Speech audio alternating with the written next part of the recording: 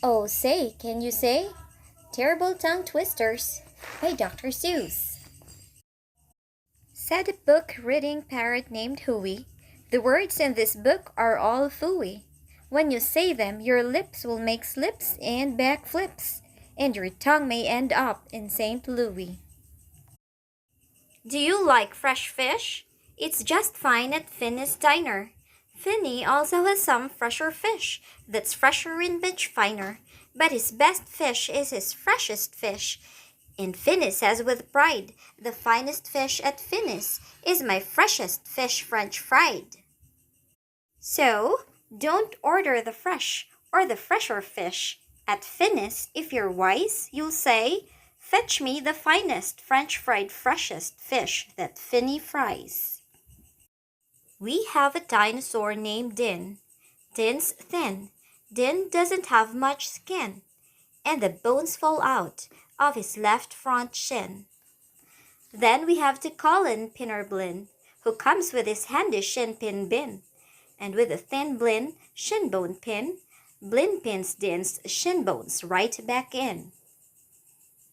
Bed spreaders spread spreads on beds.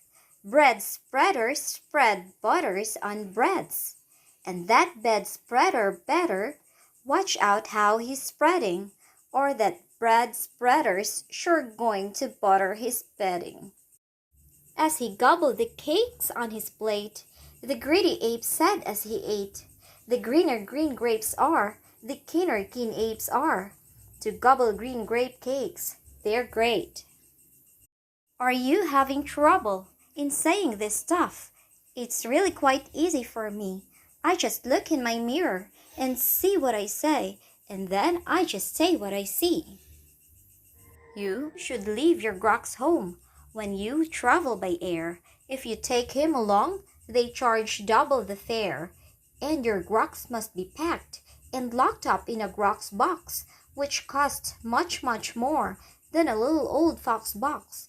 So it's heaps a lot cheaper to fly with your foxes than waste all that money on boxes for Groxes. And what do you think costs more, a simple thimble or a single shingle? A simple thimble could cost less than a single shingle would, I guess. So I think that the single shingle should cost more than the simple thimble would. If you like to eat potato chips and chew pork chops on clipper ships, I suggest that you chew a few chips and a chop at Skipper Zip's Clipper Ship Chip Chop Shop. And if your tongue is getting queasy, don't give up. The next one's easy. There are so many things that you really should know, and that's why I'm bothering telling you so. You should know the first names of the Fod-Noddler brothers, who like to pile each on the heads of the others. If you start at the top, there are Pipper and Bud, and Skipper and Jipper, and Jeffrey and Jod, Horatia, Horace, and Hendrix and Hod, and then come Dinwoody and Dinty and Dodd. Also Fitzimon and Frederick and Fod, and Slinky and Stinky and Stuart and Stud, and down at the bottom is poor little Lud. But if Lud ever sneezes, his name will be Mud. We have two ducks, one blue, one black, and when our blue duck goes quack quack, our black duck quickly quack quacks back. The quack's blue quacks make her quite a quacker, but black is a quicker quacker backer. And speaking of quacks, reminds me of cracks, and stacks, and sacks, and shacks, and schnacks.